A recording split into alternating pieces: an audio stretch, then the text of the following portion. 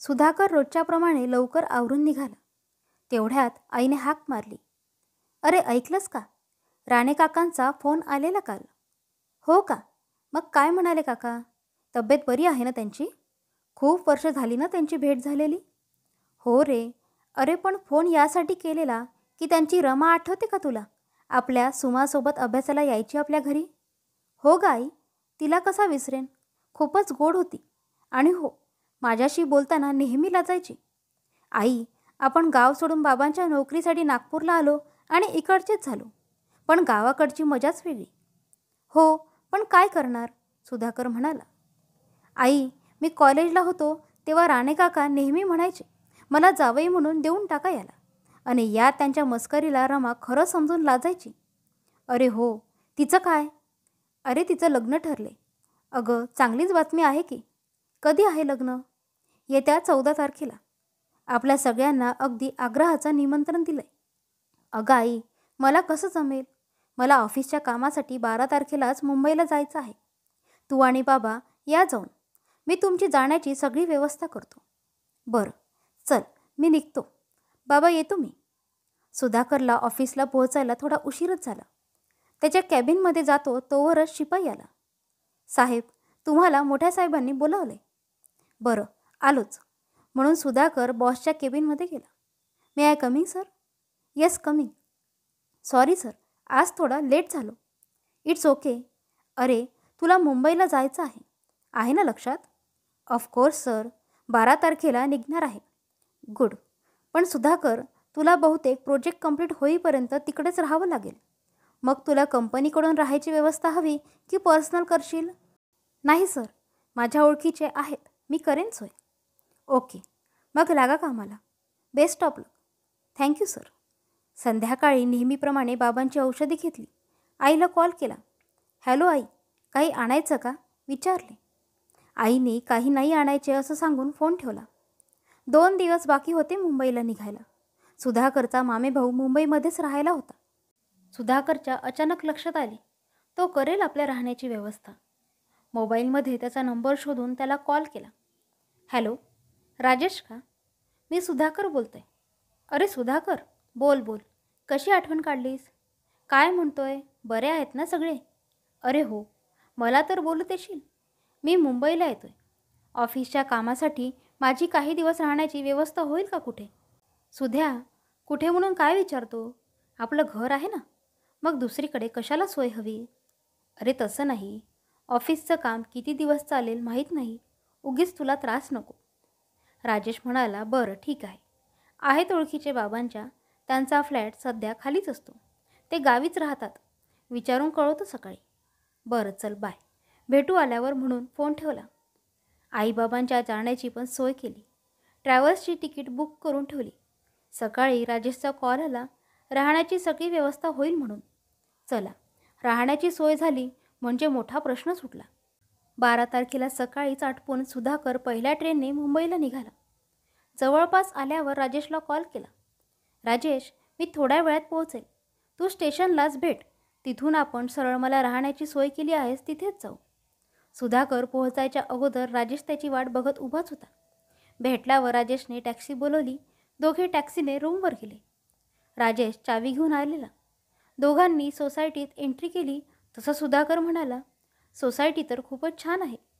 3ऱ्या मजल्यावर पोहोचले. राजेशने दरवाजा उघडला. दोघे आत गेले. सुधाकर म्हणाला, "घर अगदीच छान आहे. सध्या कोणी राहत नाही असं वाटत नाही." बोलत बोलत बॅगा बेडरूममध्ये ठेवल्या आणि फ्रेश होऊन बाहेर आला. तसं राजेश म्हणाला, "चल, मी जातो. तुला काही लागले तर सरळ मला कॉल करायचा." "ओके बाबा, थँक्यू. तुझ्यामुळे छान सोय झाली माझी." बाय म्हणून राजेश निघाला. प्रवास करून थकल्यामुळे सुधाकर बेडवर पडला. कधी डोळा लागला समजलंच नाही. जाग आली तेव्हा खिडकीतून बाहेर लक्ष गेलं. अंधार दिसला. घड्याळ पाहिले तर 7 वाजून गेलेले. उठून लाईट चालू केली. फ्रेश होऊन खाली निघाला. जवळपास जेवणासाठी मेसची सोय आहे का पाहावं म्हणून. जवळ नाही कुठेच दिसली. मग हॉटेलमध्येच जेवायचं ठरवले. जेवणाची ऑर्डर देऊन घरी आईला कॉल केला. व्यवस्थित पोहोचलो वगैरे असं बोलून झालं. "तुम्ही उद्या सकाळीच निघा जरा लवकर, म्हणजे गाडीच्या वेळेत पोहोचाल." पोहोचल्यावर मला कॉल करायला विसरू नका. बाबांना पण सांग.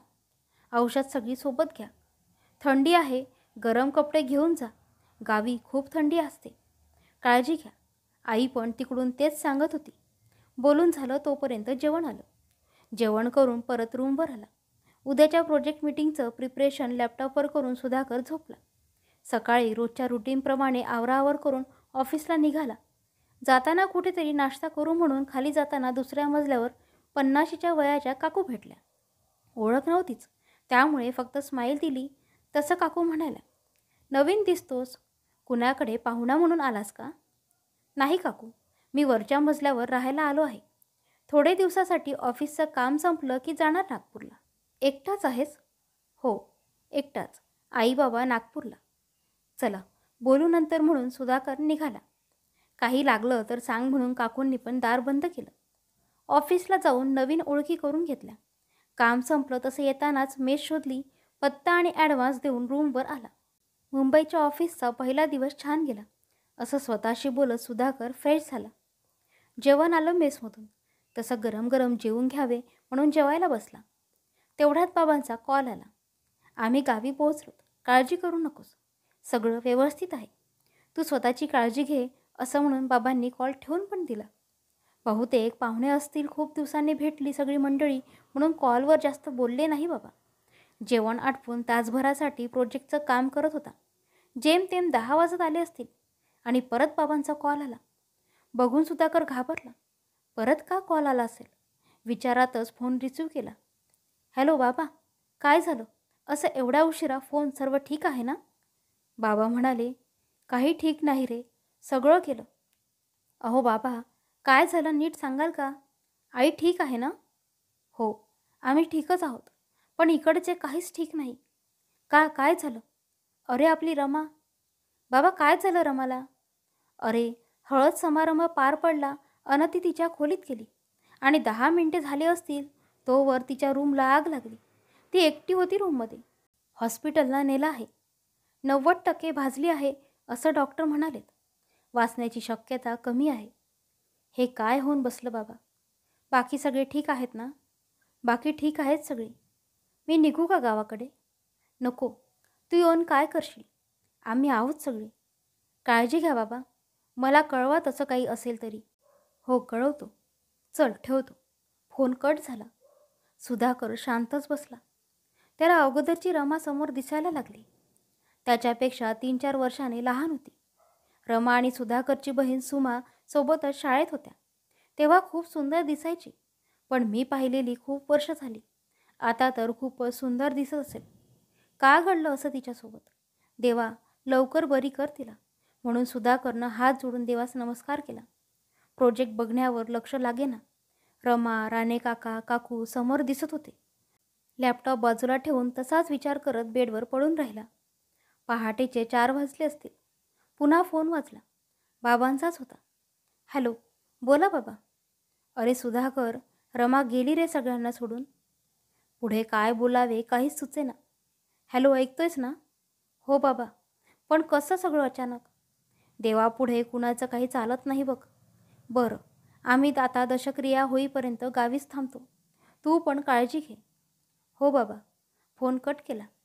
असं कसं झालं सगळं या विचारात पुन्हा झोप येईना. 6 वाजेपर्यंत तसाच बेडवर पडून राहिला. नंतर उठून आवरून ऑफिसला जायची तयारी केली. घराला कुलूप लावून निघाला. तेवढ्यात पायऱ्यावरून 20-22 वर्षांची तरुणी येताना दिसली. सुधाकरला पाहून छान स्माईल दिलं. ओळख नसतानाही कसं स्माईल या विचारात असताना ती म्हणाली हाय. सुधाकर पण म्हणाला हॅलो. मी तुमच्या वरच्या म्हणजे 4थ्या मजल्यावर राहते. म्हणजे अजून सामान शिफ्ट व्हायचं बाकी आहे? तुम्ही एकटेच आहात? सुधाकर म्हणाला हो, सगळे गावी आहेत. आणि तुम्ही? मी पण एकटीच आहे. माझे पण घरचे सगळे गावी आहेत. बरं चला, तुम्हाला उशीर होत असेल ना, भेटू पुन्हा, जवळच तर आहोत. असं म्हणून ती तरुणी भरभर पायऱ्यावरून वर गेली. नवीन आहे मी, तरी पण ही खूप जुनी ओळख असल्यासारखी कसं बोलत होती. अरे एवढं बोललो, पण तिचं नावही विचारलं नाही मी. जाऊ दे, भेटेलच ना मग विचारू. या विचारातच टॅक्सीने कधी ऑफिसला पोहोचला हे समजलंच नाही. ऑफिसमध्ये गेल्यावर रमाचा विचार परत मनात चालू झाला. काका काकूंना एकटीच रमा होती. तिचं पण असं झालं. काय होऊन बसलं सगळं? या विचारातच काम चालू होतं. 5 वाजताची मीटिंग संपवून घरी निघाला. वर जाऊन दरवाजा उघडणार तोवर सकाळची तरुणी पायऱ्यावर दिसली. आता सुधाकर स्वतःहून हाय म्हणाला तसं तिनेही लगेच रिप्लाय दिला. तुमचं सकाळी नाव विचारलंच नाही मी. मी सीमा. हाय म्हणून तिने हात पुढे केला. तसं मी सुधाकर म्हणून त्याने पण हात मिळवला. बोलतच त्याने दार उघडले. तेवढ्यात सीमा म्हणाली, चहा घेणार का तुम्ही? मी छान चहा बनवते. अहो नको, मी घेईल खाली जाऊन. ओ त्यात काय एवढे, आणते मी चहा. की घरीच येत आहे माझ्या चहाला? मला आवडेल तुम्ही माझ्या घरी चहाला आलात तर. अहो पण कशाला उगीच तुम्हाला त्रास? त्यात कसला त्रास? मी चहा ठेवते, तुम्ही फ्रेश होऊन या. असं म्हणून सीमा घरी गेली. सुधाकर विचारत पडला. एकटी तरुणी, आपण तिच्याकडे चहाला गेलेलं कसं वाटेल? त्यात आजच ओळख झाली आमची. फ्रेश होऊन बाहेर येऊन विचारतच होता जावं की नको. तेवढ्यात सीमाने पायऱ्यावरून आवाज दिला. अहो सुधाकर, चहा झालाय, येताय ना तुम्ही? हो हो आलोच, म्हणून सुधाकर वरच्या मजल्यावर गेला. तसं 4थ्या मजल्यावरच्या बाकीच्या रूम बंदच होत्या. सुधाकर रूममध्ये गेला. तसा रूम छानच होता. सुधाकरने विचारले, कुणाचा आहे रूम? सीमा म्हणाली, आमचाच आहे. खूप वर्ष झाली बाबांनी घेऊन ठेवला होता. पण बाबांची कंपनी बंद पडली तसं आम्ही सगळे गावी गेलो. इकडे कुणी लक्षच दिलं नाही, म्हणून म्हटलं आपण तरी बघावं. बोलत बोलत चहा बिस्किट घेऊन सुधाकर समोर ठेवले. तिनेही कप उचलून घेतला. सुधाकरविषयी तिने काहीच न विचारल्यामुळे त्याला आश्चर्य वाटत होतं. सुधाकर म्हणाला, जॉबला जाता का? नाही, मला नाही आवडत घराबाहेर पडायला. बाहेर पडल्यावर घाबरल्यासारखे होते मला. मग दिवसभर काय करणार? की लगेच गावी जाणार तुम्ही? नाही, गावी तर आताच नाही जाणार. तुम्ही किती दिवस आहात इथे? I don't know. Project complete होईपर्यंत तरी आहेच. सीमा म्हणाली, चांगलंच आहे ना मग. मलाही सोबत होईल. म्हणजे मी पण नवीनच आहे. तुमची ओळख झाली म्हणून बरं झालं. मी काय म्हणते, तुम्ही जेवण बाहेरून मागवता का? सुधाकर म्हणाला, हो, मेस लावली कालच. उद्यापासून तुमचं जेवण मी बनवेल. मलाही एकटीसाठी रोज काय बनवू म्हणून टेन्शन आहेच. दोघांचं बनवलं तर काहीतरी सुचेल तुमच्या माझ्या आवडीनुसार बनवायला. सुधाकर म्हणाला, नको नको, हे काय चहा जेवण उगीच तुम्ही त्रास घेता. मला येतं मेसमधलं जेवण. सीमा म्हणाली, अहो त्रास नाही. आणि हो, फुकट तर अजिबात नाही. कारण मला बाहेर निघायला आवडत नाही, म्हणून बाहेरच्या सामान वस्तू तुम्ही आणायच्या. जेवण मी बनवेल आणि हो, इथेच जेवण करत जाऊ. मग तुम्ही तुमच्या रूमवर जात जा. एवढं हक्काने सीमा बोलत होती, त्यापुढे सुधाकरला नाही म्हणणे शक्यच नव्हते. बरं ठीक आहे, पण आपण एकमेकांना अहो जावं बोलायचं नाही. एवढं हक्काने बोलतोय आपण, खास मैत्री झाली ती पण एकाच दिवसात, तर तू मला तू म्हणूनच बोलायचं काय? हो, मला ही हक्काची मैत्री आवडते. मी निघतो, जेवण येईल. रात्री पण झोप नाही. आज जरा लवकर झोपेन म्हणतो. रात्री का झोप नाही? नवीन ठिकाण म्हणून? नाही, त्या आमच्या गावी वडिलांचे मित्र आहेत. त्यांच्या मुलीच्या लग्नाला आईबाबा गेलेले, पण तिकडे एक अपघात झाला. हळदी दिवशीच काकांची मुलगी म्हणजे नवरीचा मृत्यू झाला. खूप चांगले आहेत सगळेच. बिचारे काका, एकटीच रमा होती त्यांना. काय अवस्था झाली असेल काका काकूंची देवच जाणे. सीमा म्हणाली, हो का, वाईटच झालं ना? एवढंच बोलली. चल, मी येतो, भेटू उद्या, म्हणून सुधाकर निघाला. तसं ती पण म्हणाली, बरं, गुड नाईट. सुधाकर त्याच्या रूममध्ये आला. बाबांना कॉल केला. बाबा, कसे आहेत सगळे? बाबा म्हणाले, अरे कसे असतील, राणे तर खचून गेलाय पूर्ण. बाबा काळजी करू नका. काकांना सांगा वाटल्यास नागपूरला घेऊन या दोघांना येताना. काकांना देता का फोन? मी बोलतो त्यांच्यासोबत. बरं देतो. हॅलो काका. राणे काका नुसतेच रडत होते. अहो काका रडू नका. जे व्हायचं ते झालं. कुणाच्या हातात नव्हतं. पण तुम्ही त्रास करून घेऊ नका. मी आहे ना तुमचा मुलगा. काका मी येतो लवकरच, ओके, म्हणून सुधाकरने फोन ठेवला. तेवढ्यात दार वाजलं. बहुतेक मेसवाला असेल. दार उघडून पाहिलं तर सीमा दारात उभी होती. काय गं, काही हवं आहे का? नाही, काही नाही, सहजच आले होते. बरं तू तुझ्या काकांच्या मुलीला पाहिलंस का कधी? हो, पण बरीच वर्ष झाली. तेव्हा ती लहान म्हणजे 8वीत आणि मी फर्स्ट इयरला. लास्ट टाईम तेव्हाच भेटलो. त्यानंतर बाबा आई जायचे गावी, पण मला नाही जमलं कधी जायला. कॉलेज झालं की जॉब लागला, पण आता जावंच लागणार काका काकूंसाठी. पण तू का विचारतेस? काही नाही, सहजच, असं म्हणून सीमा निघून गेली. सुधाकरला प्रश्न पडला. मी एवढा अपघात सांगितला तर सीमा त्यावर काहीच बोलली नाही. मग आता रमाला मी पाहिलं का हे विचारायला का बरं आली असेल? जाऊ दे, असेल तिच्या मनात काही.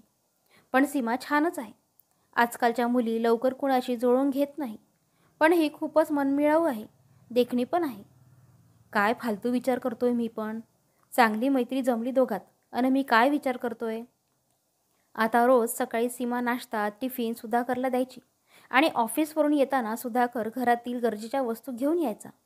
सुधाकर ऑफिसला जाताना सीमा बाल्कनीत उभी असायची, आणि सुधाकर खाली गेला की तिला वर पाहून हात हलवून बाय म्हणायचा.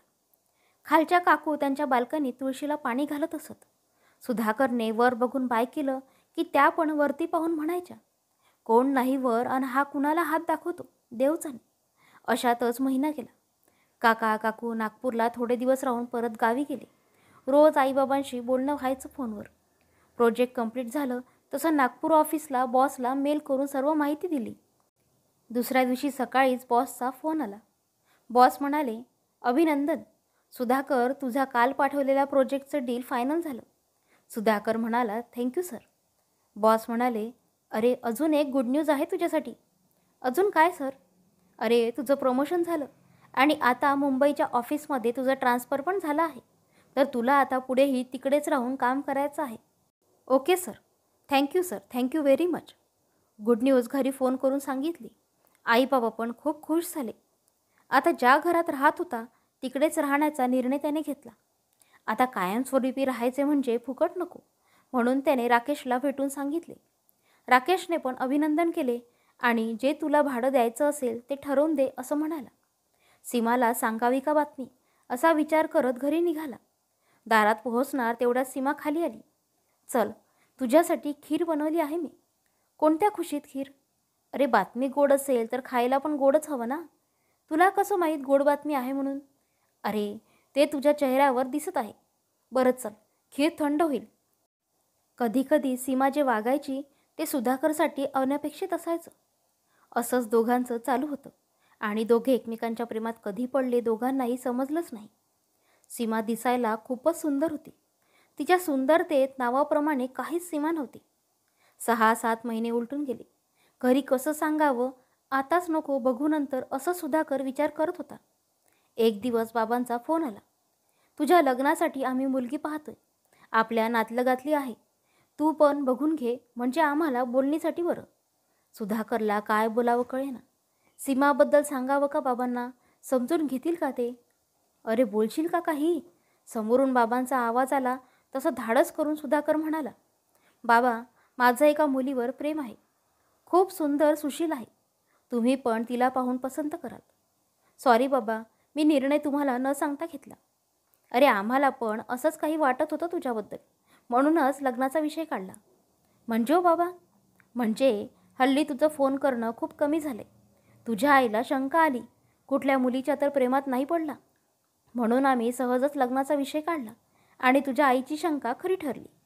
बरं, कधी भेटवतोस आमच्या होणाऱ्या सुनबाईला? काय बाबा तुम्ही पण, विचार करून सांगतो, असं म्हणून लाजून सुधाकरने फोन ठेवला. तसाच उठून सीमाकडे गेला. सीमा सीमा, गोड बातमी सांगायची तुला. काय आहे गोड बातमी? बाबांनी तुला भेटायला घेऊन यायला सांगितलं आहे. आपल्याबद्दल मी त्यांना सर्व सांगितले. ते आपल्या लग्नाला तयार आहेत. सीमा खुश होण्याऐवजी नाराज दिसत होती. का गं, तुला न्यूज ऐकून आनंद नाही का झाला? तसं नाही, पण मी कधी लग्नाचा विचार केला नाही. मग आता कर. तुझं माझ्यावर प्रेम आहे ना? अरे हे काय विचारणं झालं का? 7 जन्म प्रेम करते तुझ्यावर मी. बरं बाई, तुला विचार करायला जेवढा वेळ हवाय तेवढा घे. मी बोलेन घरच्यांशी. हं, ठीक आहे. आता दोघे अगदी मनमोकळीपणे राहत होते. अगदी एकमेकांसाठीच आहेत दोघे असंच. दोघांच्या ओळखीला आणि प्रेमाला 1 वर्ष होत आली. सीमाकडून लग्नाचा काहीच विषय नसायचा.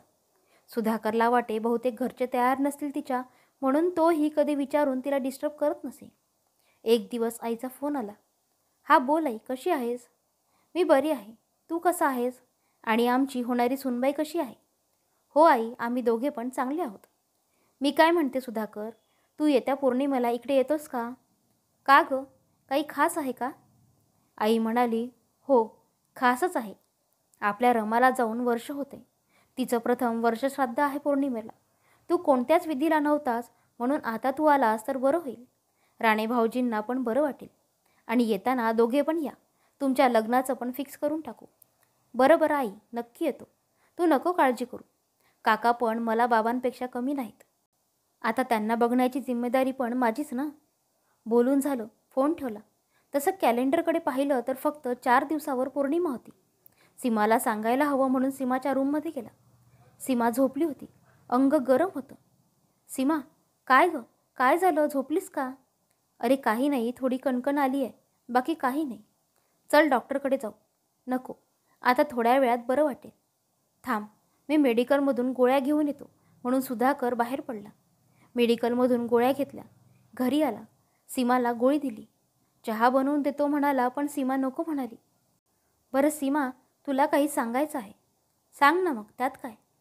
आईचा फोन आलेला. रमाबद्दल तुला आपली ओळख झाली तेव्हा सांगितलं होतं ना. तिचं प्रथम वर्षश्राद्ध आहे 4 दिवसांनी. मला जावं लागेल. आणि तुला पण आईने घेऊन यायला सांगितलं आहे. येशील ना? मला नाही बरं वाटत, तू जाऊन ये ना. तोपर्यंत बरं वाटलंस तर येईन मी पण. ठीक आहे, आराम कर. असं म्हणून सुधाकर बाहेर आला. 3 दिवस झाले, पण सीमा फ्रेश नव्हतीच. सुधाकरला काय करावं समजेना. आजारी सीमाला सोडून जायची इच्छा नव्हती आणि न जाऊन चालणार नव्हते. त्याची द्विधा मनस्थिती पाहून सीमा म्हणाली, 1 दिवसाचा प्रश्न आहे, जाऊन ये तू. आता सुधाकरला थोडं हायसं वाटलं. पौर्णिमेच्या 1 दिवस अगोदरच सुधाकरला निघायचं होतं, कारण पौर्णिमेला निघून विधी वेळेपर्यंत पोहोचणं शक्य नव्हतं. 2 दिवसाचे कपडे बॅगेत टाकून निघायची तयारी झाली. सीमाला भेटण्यासाठी तिच्या रूमवर गेला. ती जणू त्याचीच वाट बघत होती. आलास का? मी वाटच बघत होते. असं म्हणून त्याला मिठी मारली आणि रडायला लागली. जणू पुन्हा परत भेटणारच नाही. सुधाकर म्हणाला, अगं सीमा, काय झालं? 2च दिवसांसाठी तर जात आहे. तू म्हणत असशील तर नाही जात. तसे तिने डोळे पुसले आणि म्हणाली, नाही नाही, तू जा, मी ठीक आहे. बरं चल, निघतो. पोहोचलो की कॉल करेन तुला. काळजी घे. हो, तूही नीट जा, काळजी घे. सीमाचा निरोप घेताना सुधाकरकडे अशी पाहत होती की पुन्हा कधीच भेटणार नाही. ते सुधाकरला स्पष्ट जाणवत होतं. येतो म्हणून सुधाकर निघाला. स्टेशनवरून गाडी पकडली. सीमाचा चेहरा काही केला नजरेसमोरून जात नव्हता. कॉल करू का? नको, आता आराम करत असेल, उगीच माझ्या फोनमुळे डिस्टर्ब होईल. पहाटे 5 वाजता गाडी पोहोचली. गाडीतून उतरल्याबरोबर सीमाला कॉल केला, पण नंबर चुकीचा आहे, तपासून पहा, असंच उत्तर येऊ लागलं. असं कसं शक्य आहे? बघू नंतर म्हणून बॅग घेऊन राणे काकांच्या घरी निघाला. घरी सगळे दुःखद वातावरणात होते. आई बाबा कालच गेले होते. राणे काका काकू सुधाकरला बघून रडू लागले. त्यांना समजावून सांगून शांत केले. आंघोळ करून विधीची तयारी चालू झाली. ब्राह्मण आले पूजेचे. नैवेद्य सगळं व्यवस्थित केलं होतं. ब्राह्मणांनी विधीला सुरुवात केली. पिंडदान करून तस्वीर पूजेला फोटो मागितला.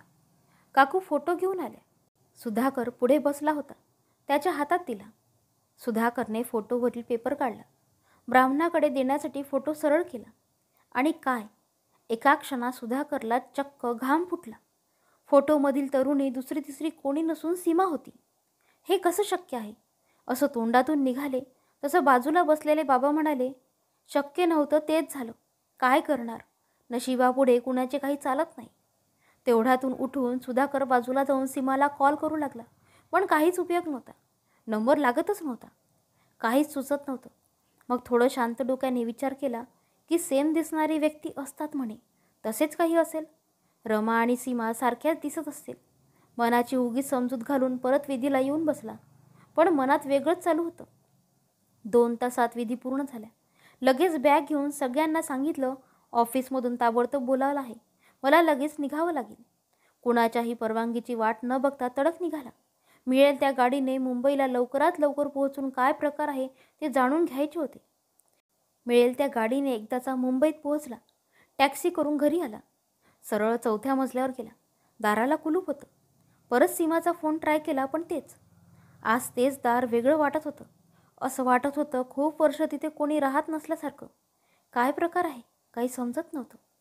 मग आठवलं खालच्या काकूंना माहीत असेल सीमा कुठे ते, म्हणून कधी नव्हे ते काकूचा दरवाजा वाजवला. काकू बाहेर आल्या. का रे सुधाकर, काही हवंय का? नाही काकू, वरती सीमा राहते, ती कुठे गेली माहिती आहे का? काकू म्हणाल्या, कोण सीमा? आणि तुझ्या रूमच्या वरच्या मजल्यावरचे सगळे फ्लॅट बंद आहेत, ते एकाच मालकाचे आहेत, 3ही रूम. तो म्हणे गावीच असतो. मग सीमा? अरे कोण सीमा? आपल्या बिल्डिंगमध्ये सीमा नावाची कोणी राहत नाही. सुधाकरला काय बोलावं काही सुचत नव्हतं. जिच्यासोबत गेली 1 वर्ष राहत होता ती इथं राहतच नाही, कसं शक्य आहे? स्वतःच्या रूमचा दरवाजा उघडला. एक न अनेक विचार डोक्यात चालू होते. घामाघूम झाला होता. डोकं काम करायचं बंद झालं होतं. तसाच बेडवर बसून राहिला. तेवढ्यात कपाटावर ठेवलेल्या डायरीकडे लक्ष गेलं. कसली डायरी? मी तर नाही ठेवली. बघू कसली डायरी ते, म्हणून सुधाकरने डायरी काढली. उघडून बघणार तेवढ्यात लाईट गेली. गरम होत होतं म्हणून बाल्कनीचे दार उघडले. तेवढ्यात एवढं जोराचा वारा आला की असं वाटलं वादळ घरात शिरते की काय. डायरी काढून बघायला सुरुवात केली आणि सुधाकरला चक्कर यायला लागली. प्रिय सुधाकर, मी रमा, म्हणजेच तुझी सीमा. तू मला ओळखले नाहीस. कसा ओळखशील? आपण भेटूनच खूप वर्ष झालेली. तुझ्या आठवणीत पण नव्हते की मी कशी दिसते ते. तुला आठवतं आपल्या सोसायटीत नाटक झालं होतं आपलं मुलांचं? तेव्हा मी 8वीत होते. त्याच वर्षी तुम्ही नागपूरला आलात. त्या नाटकात तू नवरा आणि मी तुझी बायको झाले होते. आणि त्या दिवसांपासून मी कधीच दुसऱ्या कुणाचा विचार देखील केला नाही. कॉलेजमध्ये पण मुली बोलायच्या, असं कुठे प्रेम असतं का? पण मी म्हणायचे माझं प्रेम कधीतरी तुझ्यापर्यंत पोहोचेल. मग कॉलेज संपल्यावर बाबांनी स्थळ पाहायला सुरुवात केली. तेव्हा पण माझं धाडस झालं नाही. विचार केला तू तर मला विसरला पण असशील. मग कुणाला सांगून काय उपयोग? मुलगा चांगल्या हुद्द्यावर आहे, आपण असे गरीब, कसं जमेल? त्यांनी मलाच समजवलं. आमच्याच नात्यातील स्थळ शोधून माझं लग्न जमवलं. पण मला मान्य नव्हतं. मी तुझ्या व्यतिरिक्त कुणाचाही विचार केला नव्हता. मग काय, त्याच्या नावाची हळद लागली, पण कुंकू नाही लावायचं म्हणून हळदी दिवशी मीच माझ्या खोलीला आग लावून घेतली आणि समाधानाने डोळे मिटले. पण तुला भेटण्याची इच्छा अधुरीच होती, म्हणून सीमा बनून तुझ्या आयुष्यात आले. मला माफ कर, मी तुझ्याशी खोटं बोलले, पण माझं प्रेम खरं होतं. मला तुझं प्रेम हवं होतं, मला तुझा सहवास हवा होता, म्हणून सगळं केलं. तुला आठवतं मी आंघोळ करून बाहेर आले होते, माझ्या माथ्यावर काहीच नव्हतं. ते बघून तू तुझ्या हाताने मला कुंकू लावलंस आणि मी पूर्णपणे तुझी झाली. मला एक क्षण पुरेसा होता तुझ्या प्रेमाचा. तू तर मला पूर्ण 1 वर्ष दिलं. मी खूप भाग्यवान होते, म्हणून तू मला भेटलास. आणि हो, मी आता निघते, कारण वर्षश्राद्धाचा विधीसुद्धा बऱ्यापैकी तुझ्याच हाताने पार पडला आणि मला शेवटची मुक्ती मिळाली. तुझीच, फक्त तुझी रमा. सुधाकरच्या डोळ्यातून अश्रुधारा वाहत होत्या. मनाशीच बोलत होता, तू तुझं साध्य केलंस आणि मला मात्र अधांतरी सोडून गेलीस. मैत्रिणींनो, आजची ही भावनिक कथा तुम्हाला आवडली असल्यास कृपया लाईक करा, शेअर करा आणि चॅनलवर नवीन असाल तर अशाच कथा नेहमी ऐकण्यासाठी चॅनलला नक्की सबस्क्राईब करा. धन्यवाद.